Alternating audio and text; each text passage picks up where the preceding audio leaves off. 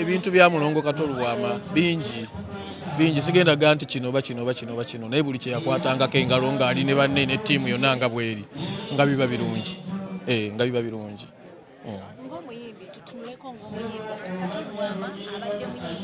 Oluyimba lw'ekisolo kye bayita omuntu oluyimba olwo lulungi. Mwami Kato Lubwama oyo yawandiika ennyimba za Anti Mariam Nagire yasooka okuyimba zimulongo wange zaani ezo yaziwandiika ennyimba ezo. Alina ennyimba ba Feibe Nasola abo ba Betty Mpologoma abayimbi bangi abali kye bali nga nange mwendi yali ansapootinzeeko ng'omuntu nze nganze abadde kwe gamutwala y'omu ku bakitange be mbadde nna mu industry era ndowooza mubadde mumulaba nnyo nga tasobola kukola interview n'ataleeta Mesearch newe kiteetaagisiriza newe olaba nga terina kujja ng'agamba Mesearch Ssemakula. So nze nganze nsoose n'enfiirirwa ddala defender wange kuba abadde defender nnyo nga ne oba oyagala kunnyingira yasookayo n'agamba va ku mwana wange so kitalo.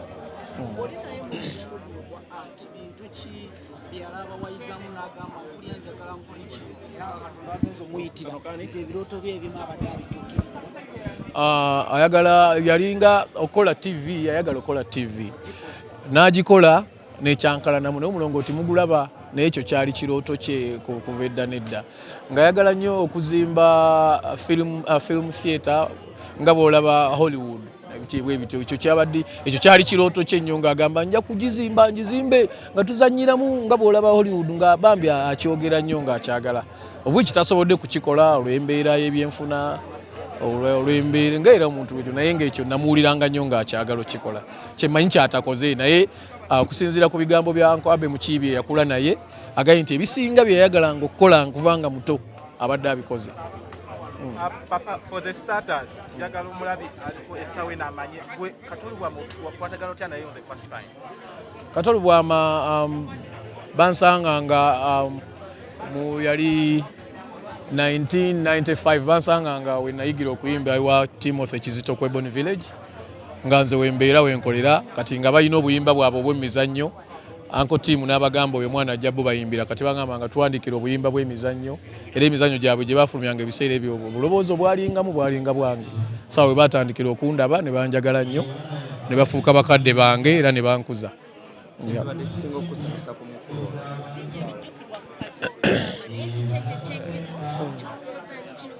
Kato bw'abanga abadde akwagala ate bw'abanga ayala okwogera ekintu kyafiiringa kyayogera abadde muntu ali open oba kikyamu akyogera n'omugala kikyamu naye ng'ayogedde kyafiiringa tabadde nankwe ng'omuntu abeera n'enkwe n'akukuta ye agambirawo kyafiiringa n'otegeera ate nga tabadde muntu atereka mpalana ne bwe mba mwayombye eggulu n'omusanga naye kakati wadde onvumira kakati kiki nga museka ng'ekyo mukivaako nga mugenda ku kirala.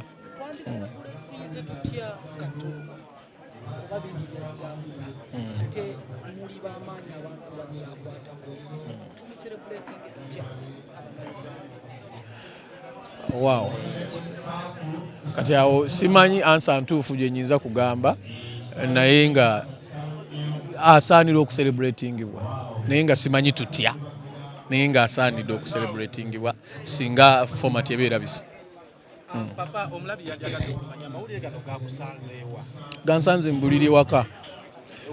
In fact nze gwe basoose okkubira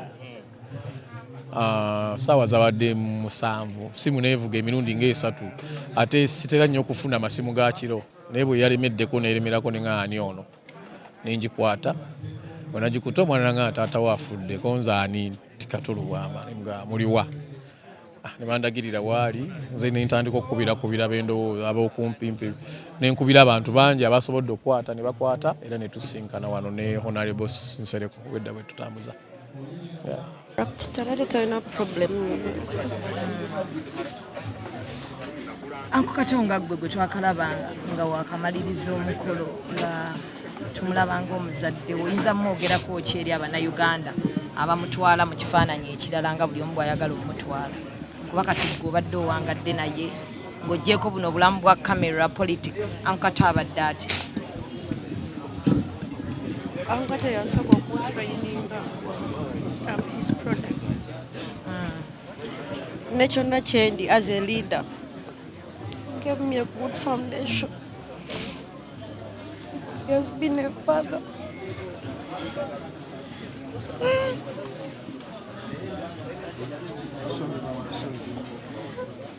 Ndowooza omukyala fina amasannyalaze tajja kusobola ebigambo bitono nnyo by'alina olw'obulumi bw'alina ate nga mwena bwe mukimanyi nti yakamaliriza emikolo gye ate nga Kato mwena mwamulabye ku mukolo gwa fiina nga musanyufu nnyo.